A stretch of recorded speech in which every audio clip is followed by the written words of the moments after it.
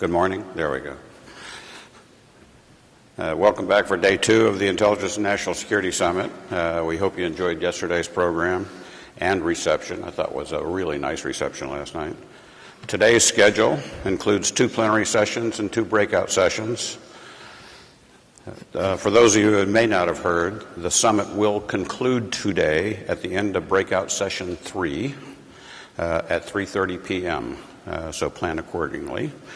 For any attendee who's interested in another networking opportunity after the reception yesterday and the breaks today, the INSA Intelligence Champions Council and EPIC of AFCEA are co-hosting a happy hour at 3:30 to 5 p.m. at the National Pastime Bar at the lower level of the hotel. This is for your young professionals, or it's for anybody really, but it's especially focused on young folks in your organization, students and that sort of thing. So anybody that you can encourage to attend, please do. And Chuck, I might just add, for Chuck and I, young folk means age 40 and younger, and that's sort of the breakout cutoff point for both EPIC and I think for the for the council. Let me also just reiterate the importance of your questions, and today in particular, as we have a couple of plenary sessions and panel discussions, early submission of the questions using the email questions@intelsummit.org would be very much appreciated. Let me also reemphasize the continuing opportunities to interact with the exhibitors and our appreciation for the support that our sponsors have provided.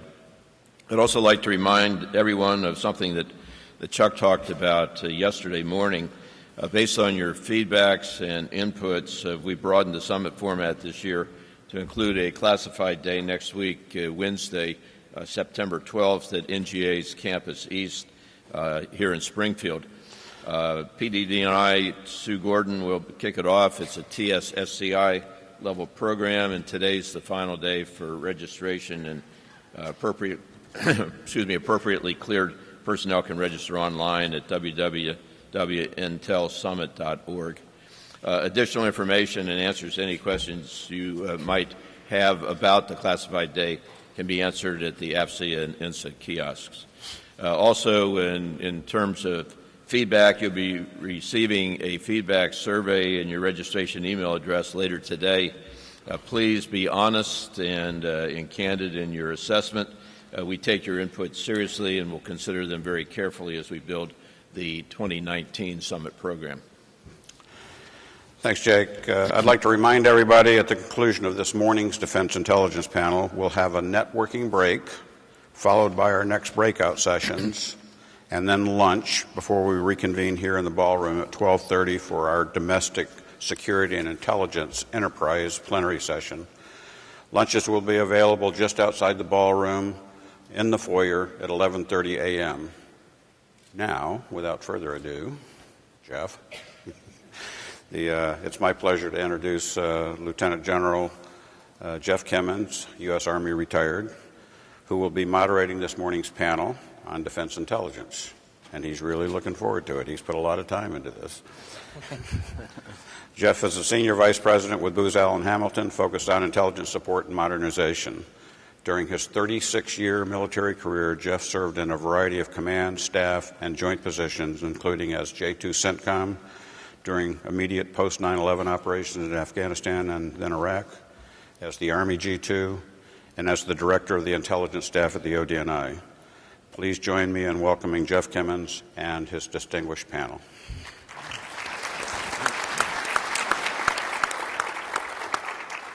Well, Chuck, thanks to you and INSA and AFCEA for hosting this event and giving us this excellent platform to discuss really some very important defense intelligence issues. We're very extremely fortunate this morning to have such a distinguished panel with us. The Honorable Kari Bingen, Deputy Undersecretary of Defense for Intelligence, brings 4 years' experience as the Policy Director for the House Armed Services Committee, and even more years as the HASC Strategic Forces Subcommittee Advisor for oversight of military intelligence, space, missile defense, and the nuclear security enterprise. Lieutenant General John Bansemer is the Assistant Director of National Intelligence for Partner Engagement. After serving as Deputy Chief Central Security Service up at Fort Meade, European Command Director of Intelligence J2, Director for Homeland Security, or for Homeland Defense at the National Security Council, and commanding intelligence, surveillance, and reconnaissance units at squadron, group, and wing levels. Lieutenant General Darsie Rogers serves as the Deputy Commander of the Defense Threat Reduction Agency. A career Special Operations professional, he led CENTCOM's Special Operations Command, Joint Force Special Operations Component Command in Iraq, and the Army's 10th Special Forces Group. He brings hard-won, first-hand operator perspective on the critical role that defense intelligence plays and must play for operational and battlefield success. Major General Mike Groen is the Chairman, Senior Intelligence Officer, and the Joint Staff J2. He served as Director of Marine Corps Intelligence and Deputy Commandant for Combat Development and Integration. His experience includes operational intelligence assignments in Europe, the Pacific, and Iraq. Now, I've got a list of questions, but as Chuck mentioned, we encourage you to submit others based on the discussion that we have this morning.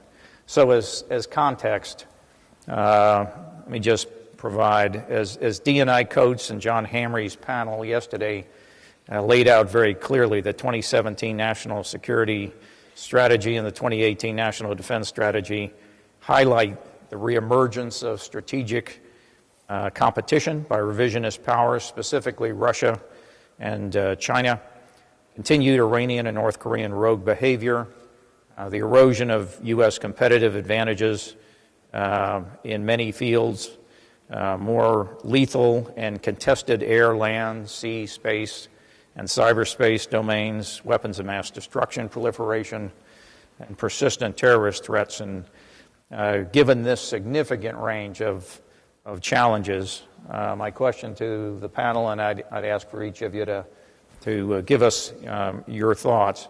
How can defense intelligence best provide our leaders with decision advantage? You know, what are or what should be, in your view, our top defense intelligence priorities to help us compete, deter, and win, in the words of the NDS, in this tough environment? Kari, I'm going to ask you to start. Thanks, General Kimmons. It is really a pleasure to be here.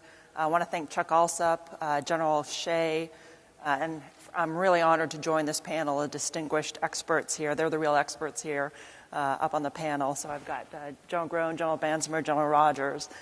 So really pleased to be here and talk about defense intelligence and our partnerships. I think the DNI yesterday talked a little bit about this conference being a therapy session for folks to be able to collaborate, maybe commiserate. I'll tell you, this is a great therapy session for me. But to see so many friends and colleagues in the room who I've had a chance to work with over the years and who have come to me and said, hey, yeah, we tried that several years ago. You know, you might want to do this instead, or here's where you're going to hit a wall. So it's been very helpful to have this collective body here and sharing their lessons learned and their insights. So I've been on the job a little over a year now in the department, and I first wanted just to talk about the Defense Intelligence Enterprise. This is an incredible enterprise, starting just with the workforce. All the folks out there are dedicated professionals who work quietly in the shadows, military, civilian contractors deployed around the world, supporting the warfighter, getting intelligence out to that tactical edge. I've learned a remarkable amount about our capabilities, the technical skills we have, the accesses, the operations, things that as a taxpayer you would expect our nation to be doing to keep us safe. So tremendous enterprise. Our focus on defense intel right now is implementing the National Defense Strategy, the National Security Strategy that General Kimmons highlighted. And he took some of my remarks kind of out of my mouth here, but I'll reemphasize them. Return of great power competition, emerging technology that is changing the character of war, challenges to our U.S. military advantage. Our mission in defense intelligence is clear: to deliver timely and relevant intelligence to warfighters and to decision makers, to provide a decisive and a dominant advantage over our adversaries.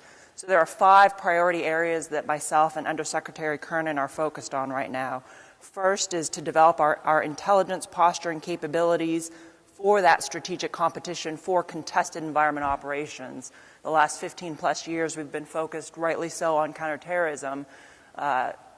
Conflict with a near-peer competitive adversary, a very different type of capability and posture required, including different domains that we're being challenged in that we weren't necessarily in the CT fight. So space, cyberspace in particular, undersea.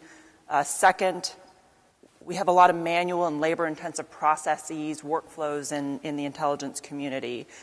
We need to do a better job leveraging commercial technology, leveraging innovative approaches to speed those up. So at speed and at scale, addressing the volume of data that we're dealing with and that we will be dealing with in next generation capabilities.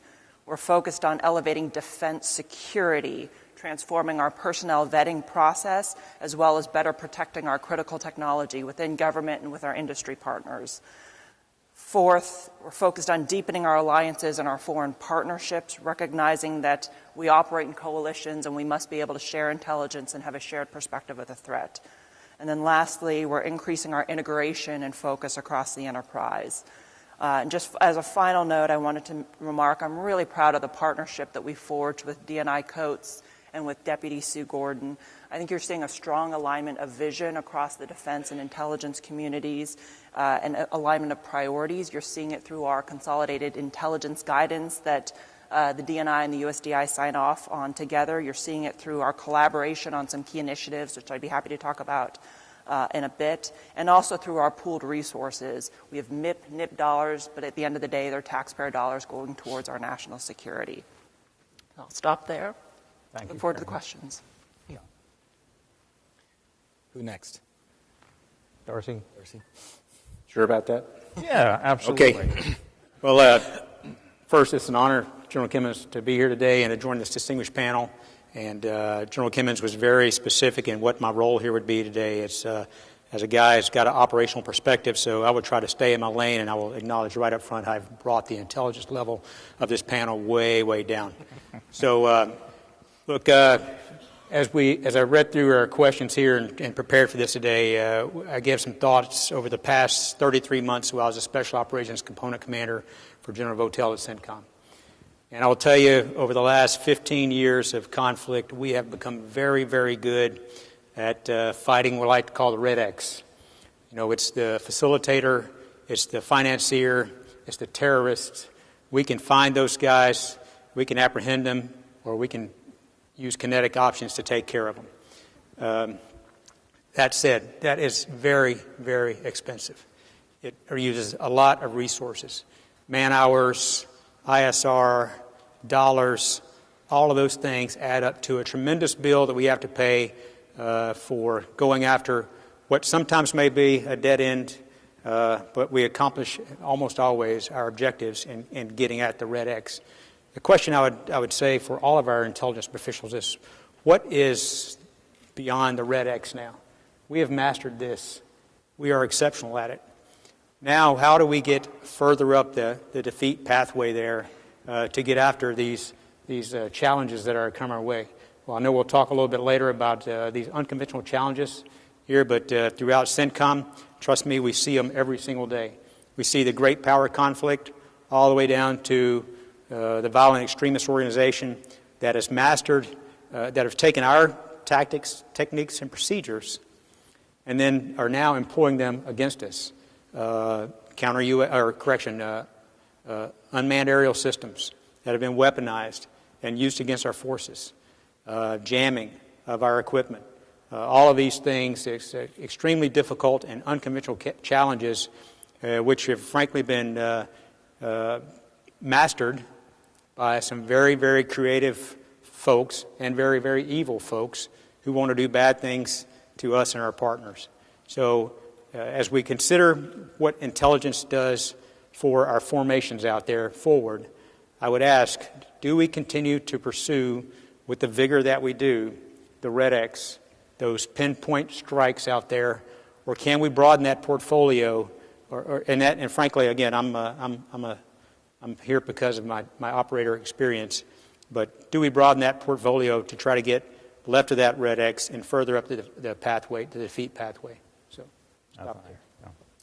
Thanks again for the opportunity to be here today. And I want to kind of play off a little bit of what our first two speakers talked about. So first, Secretary Bingen talked about the integration that she sees with ODNI and USDI.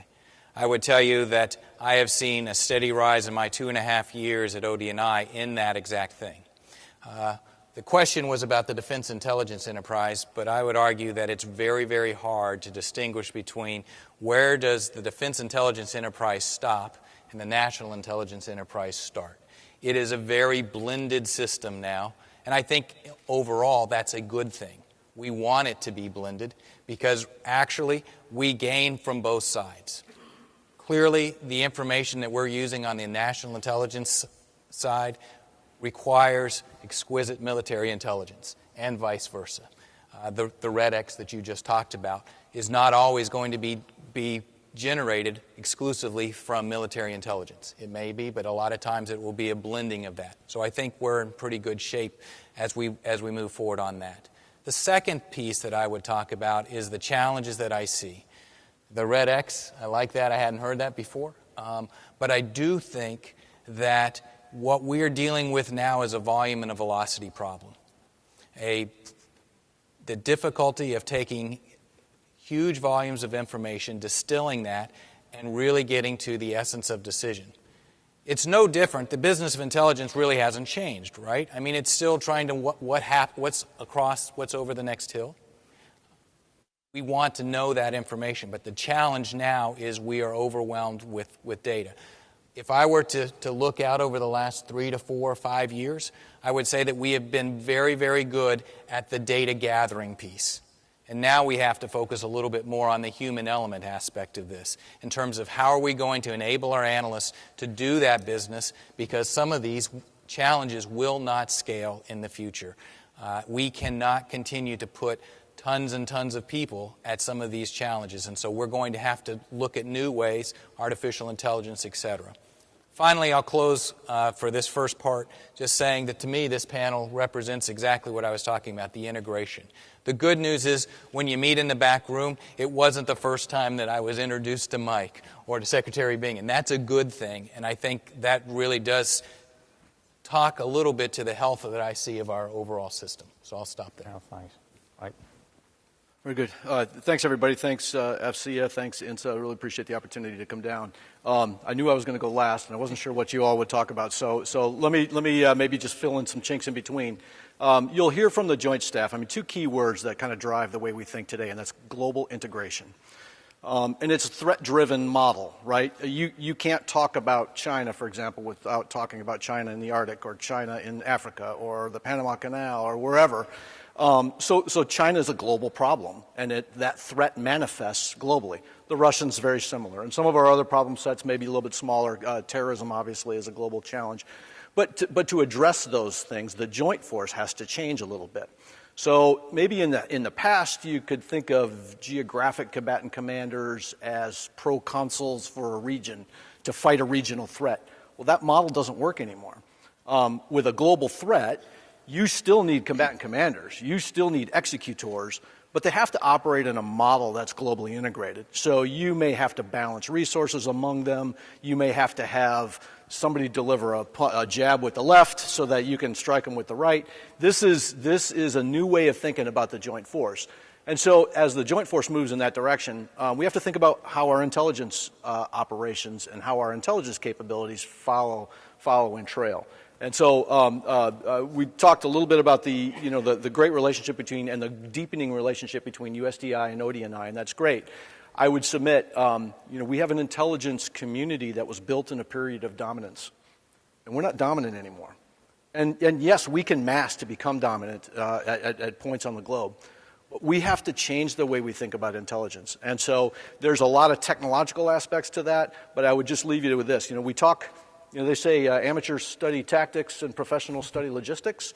I think in the intelligence business, as we move forward here, amateurs are going to talk about maybe, a platform, a specific collection, activity. Professionals are going to talk about data architectures and process. All the automation in the world won't help you if you don't have a sound process, and if it doesn't reflect a distribution of resources across, a growing threat space or a growing demand signal. Cyber intelligence, space intelligence, identity intelligence, MASINT, measurement and signature intelligence that's available across the globe. If we don't talk about those kind of things, if we don't get the plumbing and the wiring right, then the house is going to be crooked, and we're not going to make it. So I'll just leave it at that, and look forward to your questions. Thanks, everyone. I think the piece I take from all this is that there is the velocity, the complexity of the operating environment. Drives what was traditional lanes in the road for intelligence, and it overlaps them in a good way. It has to be overlapped. They all touch. They all have to be integrated. I think each of you used the I word, a number of times. I mean, I think that's sort of in some ways, maybe the secret sauce.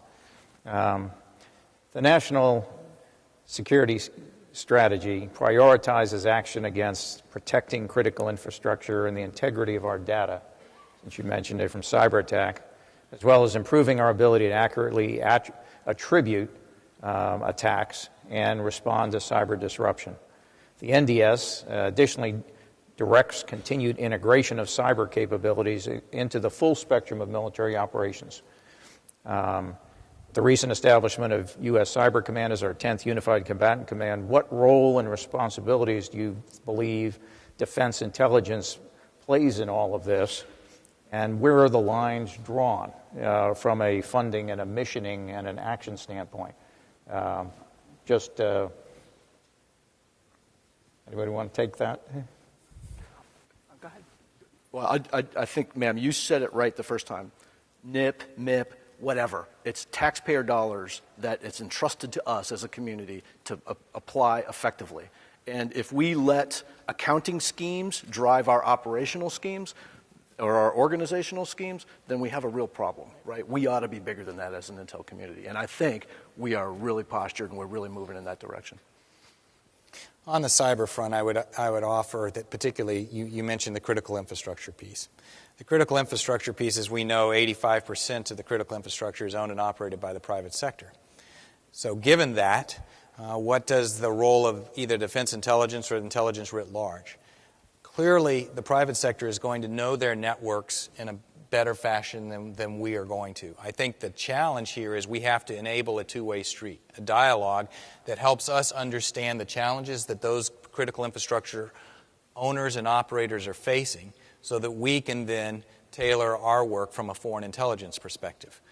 The second piece of this is, and you've probably heard this many times, but there is some basic cyber hygiene that we have to do, right? If we can get some of that basic pieces, the blocking and tackling done, if you will, early on, it actually helps our work in the intelligence community greatly because we can sift the wheat from the chaff.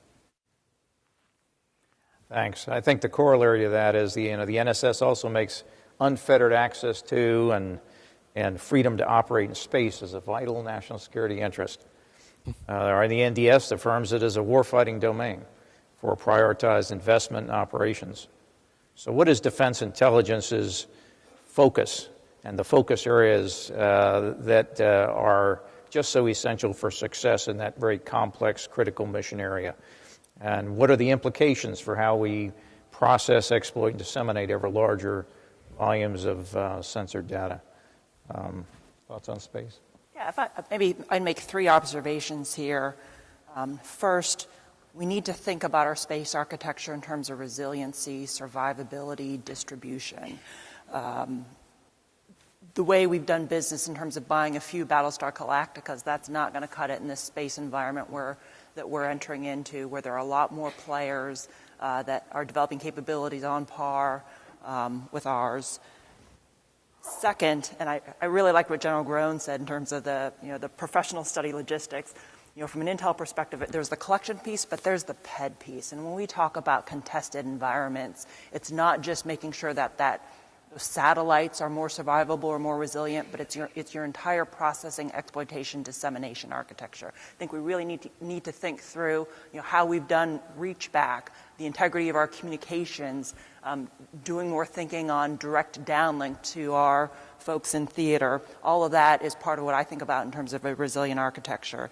And then the third area is as space becomes a much more dynamic environment, more threat actors, just more actors in general in space, we have a phenomenal scientific and technical intelligence community, your NASIC, your MISIC, your ONI, et cetera. But we need to also do a better job operationalizing intelligence. Those folks, when you think of a KOC or other air operations centers where you've got your 2s and your 3s sitting next to each other supporting real-time targeting, retasking, those kind of things, we need to think in terms of those terms for space. I'll add just a couple of other pieces to that. When we think about space, we can think about space either as a method for us to get additional intelligence or to better understand space itself. I would say on the second piece of that, this is going to be a challenge that I think we will collectively face.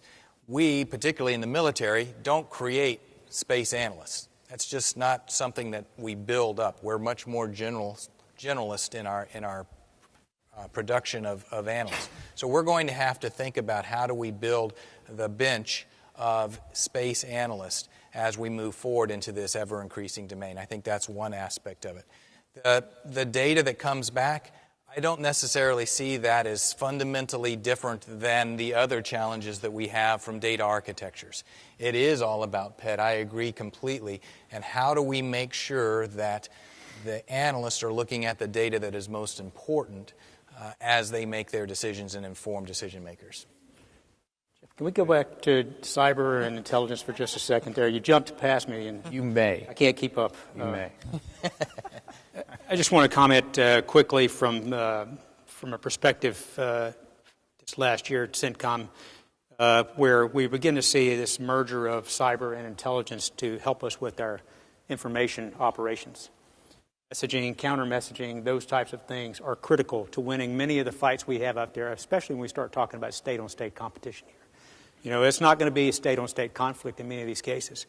And cyber and intelligence meshed together are the platforms and the background to provide what I think should be, whether it be a regional or a national information campaign to counter malign efforts around the globe, publicly, shame those folks for the things that they're doing, and make sure the world understands what's happening out there, not just with our peer competitors, but also those rogue states that are fighting the fight throughout the central region and around the world.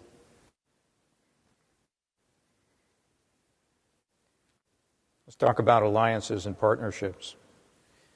The NSS and the NDS both note that beneficial alliances and partnerships are crucial to our ability to achieve and sustain durable asymmetric advantage globally, leveraging complementary capabilities, regional access, basing and logistics, and the special relationships and perspectives that we need as Americans looking out at a world that we are less comfortable with. But ultimately, which improves our situational understanding of the operational environment. The NDS places a high priority on expanding Indo-Pac alliances and partnerships, fortifying NATO, and forming enduring Middle East coalitions. Having said that, some observers would point to new stresses and strains that we are now enduring that may be putting our ability to accomplish those objectives at risk. How would you rate the strength and health of our intelligence sharing partnerships? And I would ask you to even beyond the traditional Five Eyes relationships, which we are very comfortable with and we know are very strong. And what more can defense intelligence do to help expand and solidify the increasingly key and operationally essential partnerships that we need going forward? I'll open that one up there. So I will tell you there, I think our COCOM commanders have a delicate balance that they have to maintain every day. Our partners know what our capabilities are. And to build trust with our partners want to trust us, but if we tell them that, hey, we know something's going to happen, but we can't share with you how we know that's going to happen, then we lose a lot of credibility. Spent the past 33 months engaging with senior leaders all the way up to chief defense officials in a number of Middle Eastern countries, and all of them wanted us to share more. And frankly, I think in many cases, we can share more. It's just hard. And I think sometimes we get a little bit lazy in that we categorize everything over classification. But I will tell you, if you're going to build a partnership out there, and we're going to build alliances, and one of my favorite sayings, we're going to get other people to paint our fences, right? We're going to get other people to do our dirty work for us.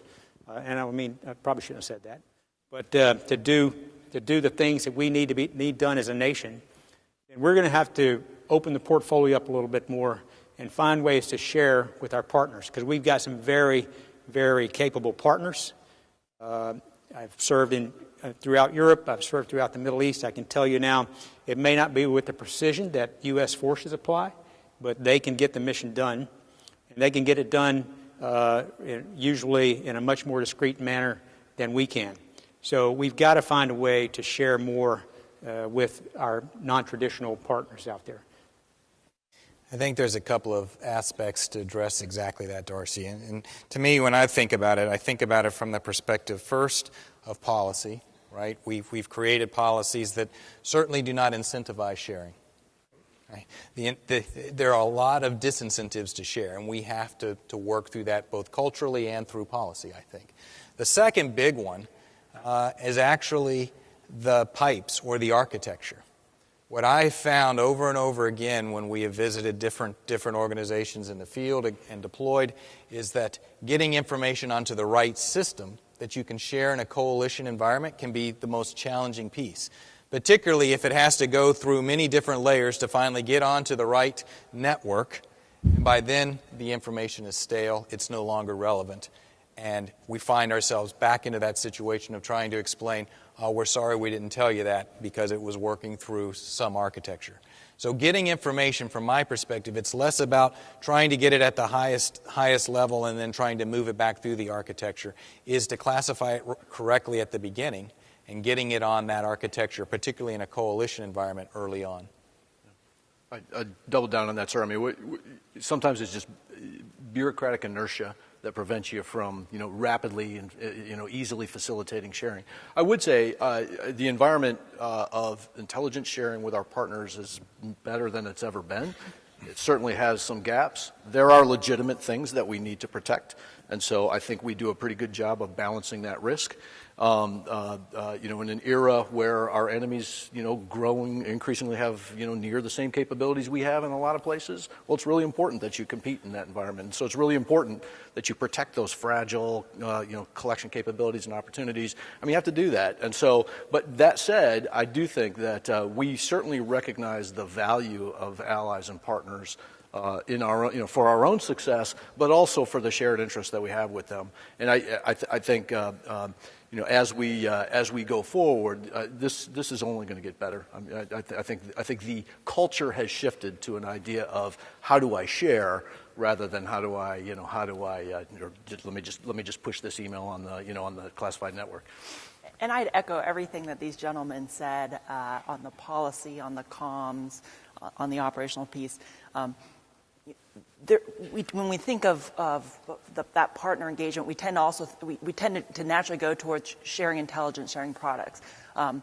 It is a much more, when we think about broader intelligence cooperation and engagement with them, it is much broader than just passing an image or passing a product. And I think what this collective group and our community is working on is how do we expand intelligence cooperation sharing.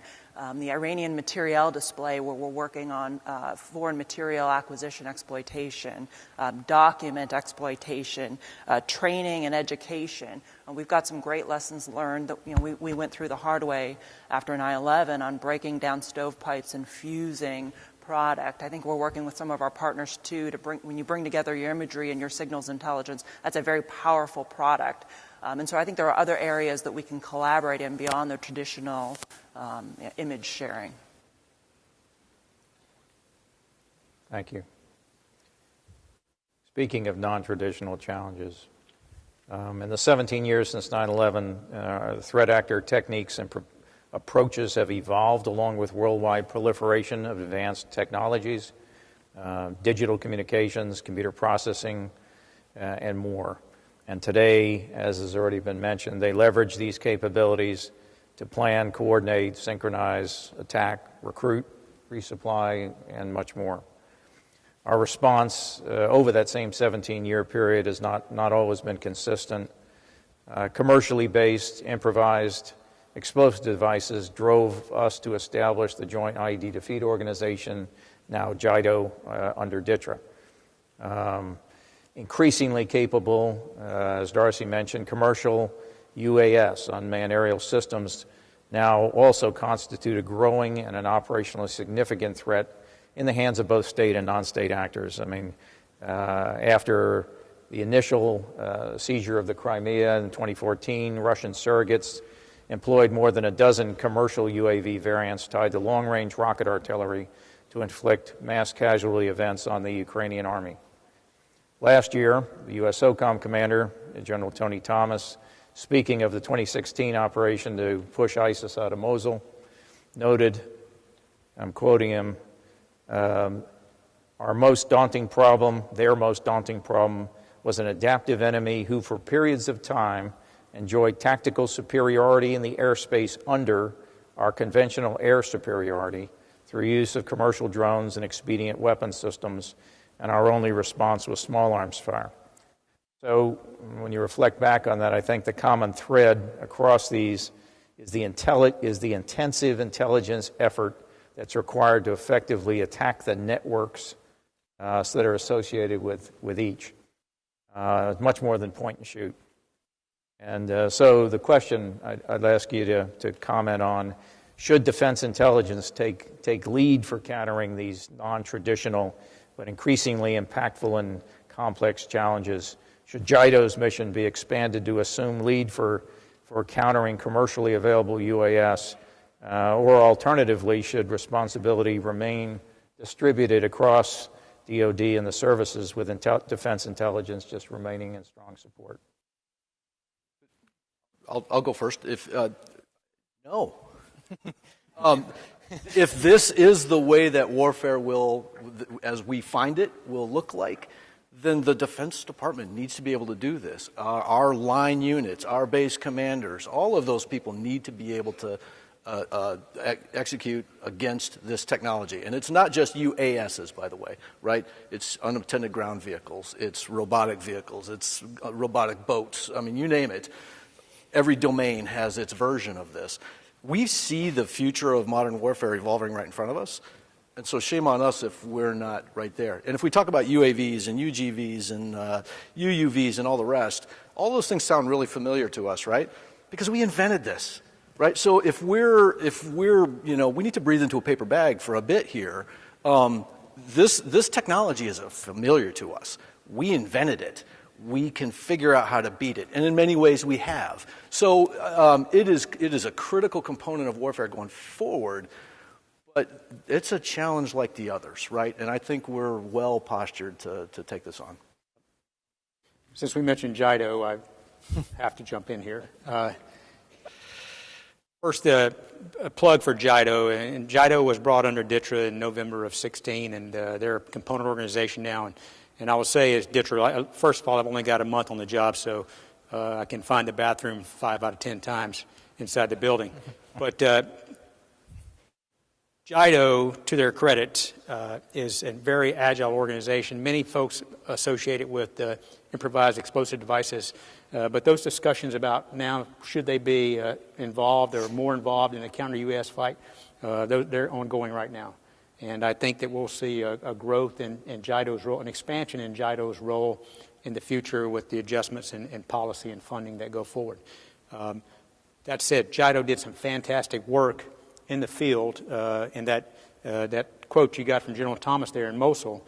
I credit JIDO and the very creative operators on the ground with absolutely defeating that threat by the end of the conflict. There was no counter-UAS effort greater than what was happening in and around Mosul. JIDO and the things that they were doing were there, coaching our formations. Now, they're not doing it for them, coaching the formations to counter the threat, as well as other services that had efforts ongoing there. So we have to be, does there need to be more JIDOs? No, I don't think so. But there certainly needs to be an expansion in what JIDO looks at and their focus. And They can get after a lot of problems. They can get at them quick, and they've had real results on the battlefield over the past 15 years. Any thoughts? I mean, it's the attack the network part that took us so long with counter IED. It took years to move from running the roads and mowing the lawn, Israeli speak, to getting into the network understanding, so you could go after the bomb makers, so you could understand the connections, communications, the cyber connectivity between what we're seeing and the significance of that. To whether it's a Russian reconnaissance strike complex or if it's an ISIS piece. I mean, that doesn't come out of JIDO without significant defense intelligence commitment to make that organization, and really by extension make all of the operational forces successful. I don't know if that's it's not one of the focus areas we touched on yesterday. Any thoughts you have? But I'd argue that in Iraq, when we were fighting the IED in the early days, we did not have the technology we have today. We saw there were some introductions of technology that literally changed the fight over about 2 years in Iraq. And I spent my formative years as a battalion commander and a group commander in Iraq, leading the siege of Sodef, going after Absab al-Haq and Baghdad, for a counter-IED fight. The technology, that as it increased, as the intelligence, as we knew what to look for, and frankly, we discovered the real value of human intelligence to codify, to confirm our targeting, then we went from, what was a very, very difficult problem to what I described earlier, a true red X mentality where we could flip on a target quickly. You take that and you apply it to what happened in Mosul with counter-UAS, I would say that it happened in a matter of months, not a matter of years, where the technology, we knew what a network looked like. We just shifted it from a terror-based network to a technology-based network of countering a UAS. So we can flip on these problems pretty quickly. There just has to be the impetus to do it. And if I could just build on a couple of points there. First of all, I don't think some of these challenges you've just described are exclusive to the defense intelligence piece, right? I mean, these are going to be threats to our nation as well. And the ability, unfortunate in some respects, but the ability to learn lessons that we've had from the battlefield and apply them in a national construct, I think, is actually quite powerful. We have, and other speakers have talked about the democratization of technology. We are seeing that every day. And I think you're going to see more and more of not just an exclusive defense intelligence or a defense way to fix an issue, but also looking at this more nationally with our federal, state, and local partners as well. So that's the first piece. And then the second one, and I really like the fact that you described how this moved to a matter of months in Mosul, right, is we have to look at these new solutions as will they scale? If they don't scale, in other words, if it takes 1,000 man-hours to address one threat, that's probably not going to scale over the longer term. So we're going to have to look at ways that we can actually scale solutions, whether it's an intelligence perspective or whether it's a technological one that actually scales to address these issues. If I could, sir, just to, because I think your attack the network question, it really gets to the precision of intelligence required for a lot of different things, right? And the IED fight or the counter-UAS fight is the same in that respect. The increasing demand for precise intelligence follows the evolution of the technology of warfare, right? So if you're going to, bomb the ball-bearing plant in Dusseldorf in World War II, well, you just, you get your B-17s up there and you do what you're going to do. We can't do that anymore, right? So we're looking sometimes at windows or floors of buildings. That kind of operational precision requires intelligence precision that we have to make sure that we're up to that challenge, right? Because that means precision collection. That means precision analysis and the availability of expertise. This kind of stuff that only an enterprise can do, right? If every little G2, J2, A2 out there is an island, to herself, to himself, then we won't succeed. We have got to have cleanly integrated capabilities across an enterprise and managed as an enterprise to do that, to achieve that level of precision. And that's where we don't have enough personnel. We can't buy our way out of this with personnel, especially when we think of all the data, even data that we're not exploiting today. So the technology, we talked about AI, the machine learning, there are things that we have to bring to the intelligence mission to do that better, to do it faster. Earlier this year, DoD transferred leadership responsibility for counter weapons of mass destruction planning and action from U.S. STRATCOM to U.S. SOCOM, signaling a shift in strategy, placing greater emphasis on identifying and preventing WMD threats before they're weaponized and employed. Since counter weapons of mass destruction is a very broad and highly complex mission area, what role will defense intelligence and the broader intelligence community need to play in support? Does U.S. SOCOM or a component of U.S. SOCOM need to become a part of defense intelligence to successfully accomplish this? Any thoughts you have? I'll start. I'll put a toe in the water here. Obviously the entire weapons of mass destruction context is politically laden, and it's a very dangerous part of the business I think we're coming to grips with. And as we come to grips with it, I think similar to our previous conversation, it requires expertise. It requires precision in how we address this. So intelligence has to provide, has to support this entire process, from understanding the motives and the doctrine of enemies who have these capabilities, all the way to being able to identify triggers for use, to likely, how are they likely to respond? What does an escalation ladder? All of those kind of things are kind of the business of WMD that's been going on for a long time. But now you start talking about very precise things like a Syria context or a North Korea context. Well, now you need not only that broad WMD expertise, but now you need precision WMD expertise. What capability? Where? How is it stored? How can we safely deal with that threat? And so again, it's an enterprise function that we really need to think ourselves through from an enterprise perspective. How do we want to manage this? I think the conversation about SOCOM is a good one. So there you have reservoirs of specific expertise now that you can apply against that problem. Not to be part of the intel community per se, but to work very closely with an intel community doing precise operations on precise intelligence. DITRA is in support of SOCOM and their new responsibilities there as the coordinating authority, a great partnership there, and I'd argue great intelligence sharing across the formations that we see there. The question of whether or not SOCOM should be a component of the intelligence community, if I've captured that correctly, is I'd argue that it is already. All of the TSOCs that support the COCOM or SOCOM sourced, those are SOCOM people that are going in there or supported through other agencies and are people that come in there. So our SOCOM as our force provider, and we're producing that TSOC, that Theater Special Operations Component Command, is producing intelligence for that COCOM commander. Our national mission forces and others out there that look at these hard problems every day are producing intelligence that's coming up all the way to the highest levels, and then hopefully being distributed throughout the formations.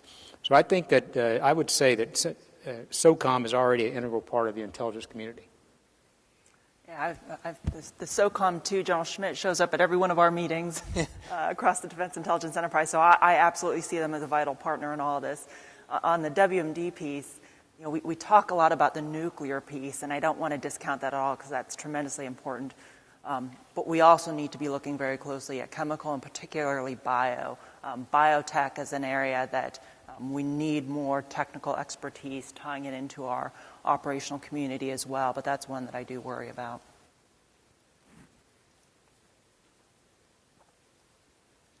If I could ask about partner engagement.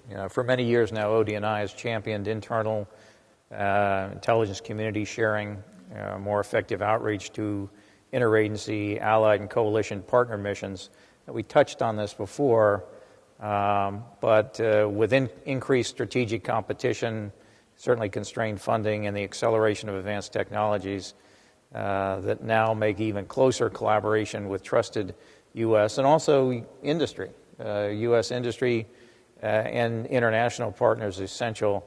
Maybe John, if you would just touch on this. How is ODNI responding to that reality, and how do you think it syncs up with the NSS and the NDS priorities? So partners, you're right. We did talk about this a little bit, and I'll try not to repeat myself, but a couple of additional points. First of all, when we look at intelligence sharing, it's not necessarily symmetric, right? We shouldn't be counting reports, how many reports we provided to one country and how many did we get back, right?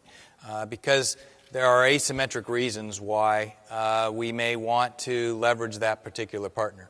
They may have unique insight into a particular area or a particular problem set. They may provide basing and access that we need. So there are a lot of different reasons in terms of how we would look at an intelligence sharing piece. I would also commend NGA and DIA in some of the efforts that they're doing right now. Both from NGA's perspective, looking at moving beyond just kind of bilateral, kind of one-to-one kind of intelligence sharing relationships to much more multilateral. I think the advantage of kind of multilateral intelligence sharing perspectives is that we bring a broader team. We get broader perspectives in as we do that. DIA is breaking a lot of new ground in terms of integrating partners into their workspaces, right? And I think that is also a really, really important piece to this. All of that to say, there's another aspect that we haven't really talked about, and that is these countries bring intelligence professionals. We've talked a lot already today about the importance of PED. Much of the intelligence that we're doing now can be done at levels that our coalition can help us with. It's a training perspective, I agree, but this is a contribution that we can and should ask our partners to do, which is to provide actual people to work on particularly lower levels of intelligence with us from a PED perspective. Can I just toss one thing on intelligence sharing? Sometimes that's used as an easy button, right? When you don't know what to do with a partner or whatever, well, it's a free good. Just do some intelligence sharing. Generally, if you're building a partnership, the intelligence sharing is part of a bigger relationship. Operational information sharing, training information sharing, planning information sharing, all that stuff across a range of classifications. If you're really going to build a real partnership, then that's the kind of sharing you should be talking about. You hear it frequently, people just toss out the intel sharing as the easy button. That's not building this kind of strong partnerships that we need by itself. Intelligence sharing is a fantastic thing, but it's one tool in a toolbox, and we should just be careful not to just, not every problem requires a hammer. Well, and to working not only within the defense intelligence enterprise, but the broader intelligence community, I think we are all working hard on identifying where are our most effective relationships. In some cases, we have a very strong national intelligence relationship with a certain partner. In other cases, there's more of a traditional military-to-military relationship. And so we also work collaboratively here to identify, where do we need to bolster or improve some of those relationships, or where does it make the most sense to push in a certain area. Perhaps related to that, in the wake of significant national security disclosures and leaks over the last several years. This one's from the audience. DoD and the IC have compartmented information into hundreds of SAPs and compartments, making it very difficult for staff below senior leadership to understand the full level of our efforts. And also, obviously, it's an impediment to sharing by design. Makes it very difficult for established industry partners to support defense intelligence efforts, and it becomes an insurmountable barrier for most small companies. Is this just the new unfortunate reality, or how can industry support when information and programs are increasingly compartmented? It's a great question. It might be part of a new reality. It is a necessary, and does it make things difficult? Yes, extraordinarily difficult. But those, I think, are some of the activities and the way of thinking that sometimes is going to be necessary here as we move down the line.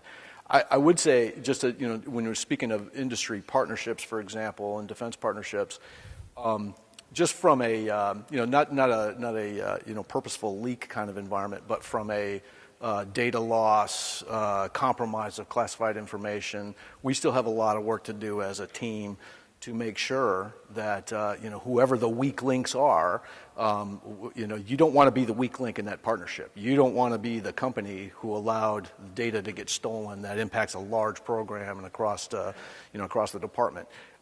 Getting that sort of awareness across the community, I think, is really important, because until we get that environment that's trusted all the way down, it's going to be really hard to share, right? And believe me, our enemies are all about it, right? They are eager to pick off the weak in this environment, and they will. And so you have to kind of limit your exposure and limit your risk as a defense establishment. Yeah, I was actually going to make a similar point. I struggle with this question, and I understand it, because we talk about the need for greater intelligence sharing, information sharing, going down to that lowest level. But then also, we've got some really impressive capabilities that we want to keep secret, and we keep them secret for a reason. So we do need to protect that. I'll say one area, that industry in particular can help us out on. It's the security piece of this. We know that our clear defense contractors, they are being targeted. And we're being targeted. Our CDCs, their classified capabilities, but also their unclassified networks are being targeted. So if you're doing government work, or if you're doing some of this sensitive work, we need your help not only on the basic cyber hygiene, encrypting data at rest, those sorts of things, but also better information sharing with the government too, in terms of your networks, when you're being attacked. We also can help with our intelligence resources, but we also need to work together on viewing security not as a cost center, but as an incentive for more business, for protecting our information. This one also relates to, I think it touches, and we've talked before in this forum.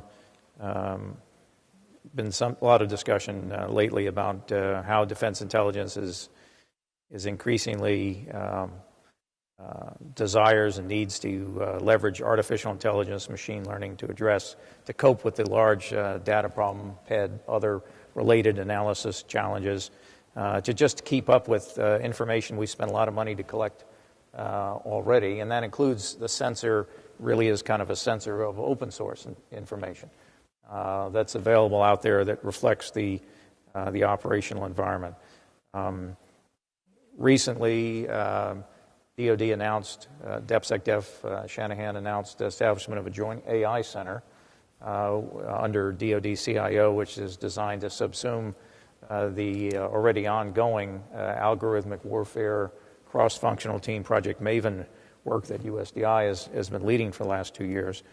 And specified that it would be one of the national mission initiative areas under the JAIC, and with others being considered. So I guess my question would be, how do you see this unfolding? What other likely NAIs are likely to emerge? Is security? Could security be one of them? Could logistics or preventative maintenance be one of them? Obviously, it's a limited field, right? We only have so many resources to focus on. Yes, and yes. No, absolutely. Those areas, any areas where we have this large amount of data, is ripe for machine learning and artificial intelligence. One of the things that really has excited me about Maven, it's not only that it's a pathfinder on how we bring these AI capabilities to a challenging mission, but it's proving out how we go fast and how we deliver to the field. We're not here talking about, come see me in 5 years and we'll finally deliver something to a user downrange. This is 6 months from authority to proceed to delivering a capability in theater. Now, you incrementally build on that, But that's the kind of speed that we need, and especially in this digital age when our adversaries are going after the same kind of technology, we have to be able to get things out in the field faster. Give me the 80% solution and we'll build from there. So I'm just really excited about this area, and it's one that I see expanding to all those areas that you mentioned, security as well. Developing the algorithms for how we determine risk in a human. There's a lot of different data sources we have available to us, automation tools, continuous evaluation.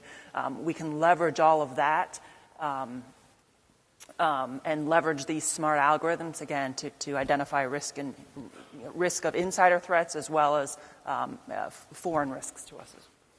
I think this area holds some of the most promise that we have across the intelligence community. It really does. And it's also an area that I think we're probably collaborating as closely with USDI and the Department of any that I know of, for a variety of reasons, right? Number one, we don't want to duplicate effort, right? So if FMV is being worked on by the department, then there's no reason for the broader IC to focus on that. Now, what are the challenges and what are the areas that I think that are most applicable from an artificial intelligence? First of all, it's going to be those areas where people just aren't that good, right? There are certain things that we do that we're not very good at. Staring at a screen for a long period of time, it's probably one of those. Anything that is redundant, routine, it's much more easy, and the error correction that you can have with automation, I think, helps. The second piece is that I don't think that we are talking about creating completely autonomous capabilities here. There's still going to be a person, an analyst in the loop. When we had our earlier discussions with our analysts, I think a lot thought that we were trying to work them out of a job. I am not worried about that for at least the next 10 to 20 years. There is so much data. What we're really trying to do, right, is to make sure that we can triage that data to help them look at what is the most important, to distill that information so that they can actually help the decision maker in understanding. And really, I talked earlier about velocity, because in this particular instance, with that much volume, if we aren't able to distill that in a very, very short time frame, particularly a time frame faster than our adversary, then we're going to lose in this overall game. I think we think of we speak in terms of the information-enabled force, right? So we have to be careful. People whisper in the hallway, artificial intelligence. It's plastics. It's there. But some of you get it. But it's about process, right? It's like, and what we probably need help with the most, I think the weak link is really our own vision for how we can implement it. What processes do we have that artificial intelligence could help us with? And this is where I think we need some help, expertise. I think it will grow rapidly, exponentially, once more and more folks in uniform and folks in the department get a sense for what it means to have a data-driven decision. What kind of data do you need? What form do you need it in? What is your process for getting that data into a place that a machine can operate on it? What kind of outputs do you need from the machine? Again, professionals talk about this stuff, and this is what we don't talk about as much, right? And I think that those dialogues are starting to happen all over the place. But until we start thinking about process and data strategy as a weapon system, my God, it's a Marine saying that. The world is a different place, right? And if we're going to have an effective intelligence enterprise, this is how we need to think about these problems. How can data help us here? Like Maven's extraordinarily successful because we took it to a place where we had really good process and we understood exactly what we wanted out of the data. And wow, it works. We need to kind of replicate that and where we don't have the process, we need to create the process so that no kidding we have it. Maybe kind of one alibi on this too is I think another area we're going to need help is it's the talent. When I think right now where the billions of dollars of investment are in this field, it's not happening in the Department of Defense or in the intelligence community. It's out in the private sector. My hope and frankly my plea is we've got great, hard national security problems. I think, those programmers, those software engineers, you can only write algorithms for, searching for women's shoes for so much. But we've got really exciting problems that I hope that we can attract that kind of talent that knows the skill set, but that is willing to come into DoD into the IC to work on some really fun, challenging national security problems. Clearly, we're just scratching the paint in terms of the power, the latent power of AI, ML, and I think clearly there's also the aspect of inherently governmental. There are inherently governmental judgments intelligence judgments that have to be made that cannot be contracted out, that cannot be done by a machine that is inexplicable, because you have to stand accountable for the judgments you render. And I think seems like a line that's pretty clear. The targeting convention of PID, the American way of war, it's never going to stand for probable ID. It's always going to stand for positive ID, right? Siri said it was a good target, right? Yeah, I mean that's right. You render your best judgment and you stand accountable. Do you think though that AWCFT, Project Maven, the Joint AI Center, if you fast forward a couple of years, are these small, just like DIUX?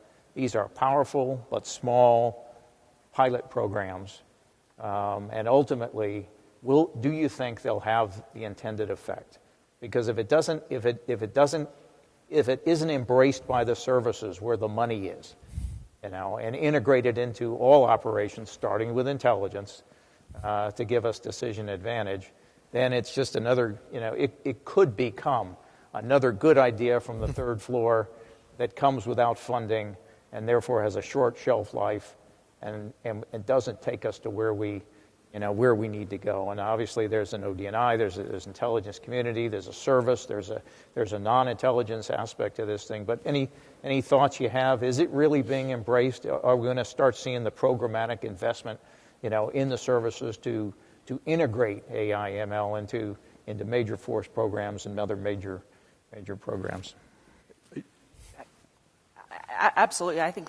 For Maven in particular, the greatest demand signal we've received is from the combatant commands, and the services are all on board working on this. Now, you're right, there will be a competition for resources, and we'll have to work through that. But I think a key measure of success here is you work yourself out of a job, you don't, longer-term vision is you may not necessarily need a center in the future. You need a center to incubate, to scale this. But at some point, this is going to be, I would hope, ubiquitous across sensors, across networks, across all of our different data streams and clouds and whatnot. Yeah. It's inevitable. That's one of the redeeming features of this, right? We have to. And I don't think, if you walk into the the squad bay and you say, okay, here I got 2 big cans of AI. What do you think about that? You're not going to get much of a reaction. If you say, hey, I can solve this information problem for you, what does an information-enabled force need? Well, I'm a commander. I need to know the casualty status of my units. I need to know the logistics status of my units. I need to know which unit has had the most rest so I can use them as a reserve. Okay, that's information that's all available from metrics that we measure. So wouldn't you love to have an avatar on your shoulder telling you, hey, 3rd Squad is the best, is your best bet right now. Hey, 1st Platoon's got 3 casualties and they're getting in deeper trouble. You need to do something about this. This kind of helpful insights into the battlefield around you on the blue side and the red side is what will make us successful. That's what we need to think about, is outcomes of AI, not just sort of the technology itself. I got another one from the floor. I'll take my glasses off so I can read it. Innovative technology companies have a hard time working through the federal procurement process. How effectively has Defense Intelligence and the Defense Intelligence Enterprise incorporated cutting-edge technologies from startups and small tech companies? How have entities like DIUX, In-Q-Tel, DARPA, IORPA helped in this regard? I have to go next door to the DARPA at 60 conference after this. I guess maybe one example I'll give, and I'll go back to Maven. They were able to do what they did, or are doing what they're doing within DFARS. I frankly thought they'd need some, OTA or other kind of authorities, but they were able to do what they did.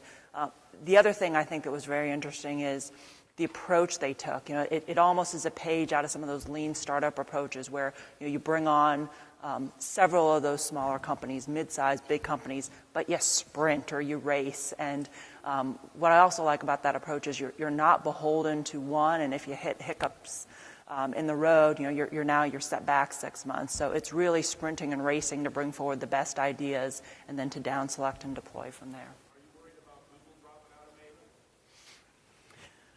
The question was, what is the impact of Google dropping out of support for Maven? I'm interested in companies that want to work on national security problems. We've got a lot of challenges. I think General Groen said it very well. Operators with clear mission needs, and I want to work with companies that want to do that.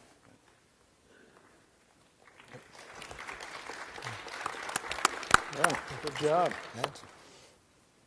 Nature abhors a vacuum.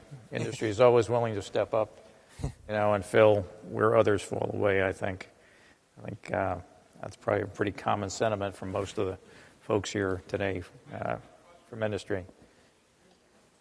We are down to the last 3 minutes, and so actually, let me just hold there. What I'd kind of like to do with these remaining few minutes is just give each of you an opportunity to give us a final thought for this forum, and again, thank you so much for being so candid and willing to step up today for this panel. Sure. First of all, thanks very much for the opportunity. I am actually quite optimistic about where we are progressing with both the defense intelligence enterprise and the larger intelligence community. I think it's very, very good. Now, progress is not inevitable, right? We have a lot of hard work ahead of us. We talked about the AI challenges and many other ones, but I do know that the team that you see here and at our leadership, or senior leadership, is committed to making that happen. So thank you. Thanks, John. I would just say, so in my job, I get to look at every problem in the world is my problem, right? And so all day long. But I sleep so good at night, and I sleep so good at night because I see the quality and the young talent that's entering the intelligence community. I see it especially in defense, uniformed and non-uniformed.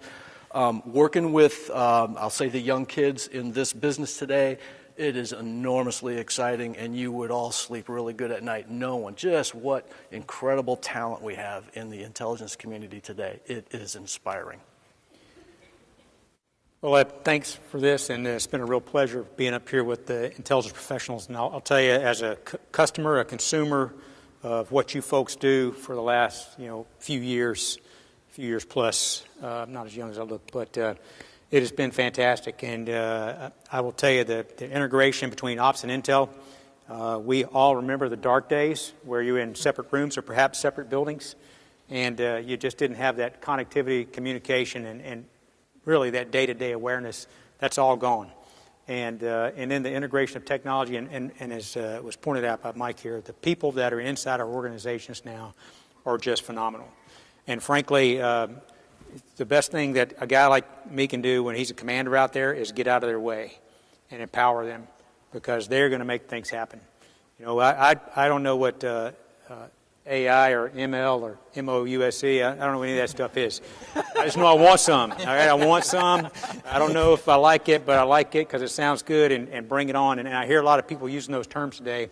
But we got some people in our formations right now, and I don't mean that just in the military, across our interagency, that can get things done, and we've got to empower them. We've got to loosen the reins, whether it be policy or funding, and allow these people to start looking at some leap-ahead opportunities and take us to the next level. So thanks again.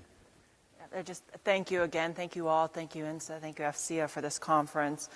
My boss is an operator as well, Undersecretary Kernan, and he continues every day to challenge us.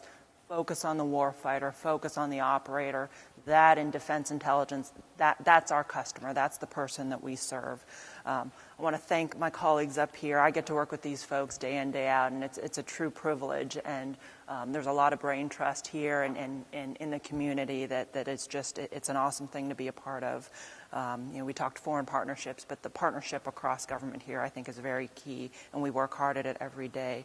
I'm excited for Classified Day next week. I know it's hard as intelligence professionals to talk in these open forums, but there are a lot of challenges, and there's some really neat things going on, and so hopefully we'll be able to continue these conversations at a more detailed level next week. And then also know that you have a leadership team across military and civilian here that are focused on outcomes and deliverables and performance. So I hear a lot about gazintas. We're going to need this much money, or we're attending this meeting. But the key in all that is we need to drive outcomes. We need to deliver. Can't wait 5, 10 years. It needs to be 6 months, 12-month increments, getting stuff out to the field, and that's our focus and our priority. So thank you again. Thanks so much. Chuck, back to you. Okay. So join me in thanking Jeff, Kari, Darsie, John, and Mike for a terrific discussion.